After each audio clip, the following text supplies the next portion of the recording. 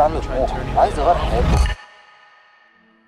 الكلام اللي هيتقال دلوقتي مش كل الناس هتفهمه، بس اللي هيفهم الكلام ده هو شخص عنده طموح وعايز يغير حياته عن كل الناس اللي حواليه. تحذير: الفيديو ده انا مش جاي ابيع لك اي حاجه جديده، انا جاي اديك هديه مجانيه بالكامل عشان تقدر تشتغل بيها. فلو انت مش جاهز للتغيير الحقيقي اللي خلى ناس تعمل فلوس حقيقيه، لا مش بس سبوبه بيعمل منها كام الف جنيه وبينام عليها.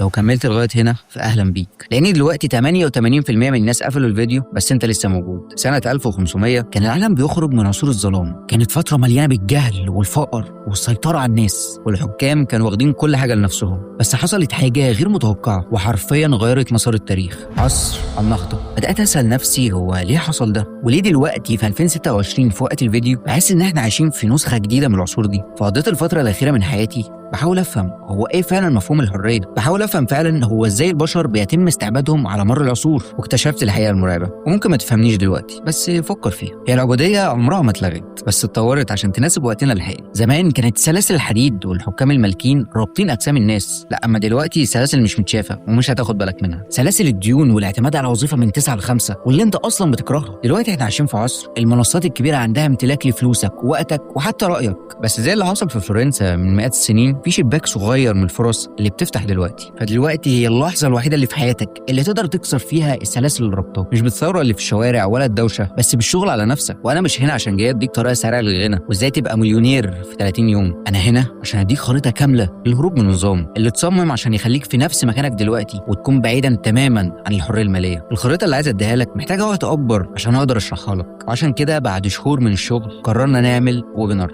او بمعنى صح لايف سيشن جديد، وده لكل متابعين ماني لاب يونيفرسيتي. بس ليه لازم تحضر؟ لانك هتاخد السيستم اللي هيخليك تعمل فلوس من بيتك في 2026. سواء معاك لابتوب او موبايل، كل حاجه هتتشرح هتبقى مخصصه ليك. عشان نفرق الناس الجاده والناس اللي بالنسبه لها الموضوع مش فارق، هيبقى في ملف اللي هيتشرح فيه كل حاجه، وده هيكون بباسورد هيتفتح لك الباسورد اول ما تدخل الويبينار. لو فاتك الويبينار ده انت مش بتفوت مجرد لايف وخلاص، انت بتفوت اخر فرصه للهروب من حياتك اللي انت نفسك تغيرها. العدد محدود ل 100 شخص بس. هتلاقي اللينك تحت في الديسكربشن، املى الفورم وهيوصلك لينك الجروب السري اللي صالح لمره واحده بس. الحق مكانك واشوفك هناك. سلام عليكم.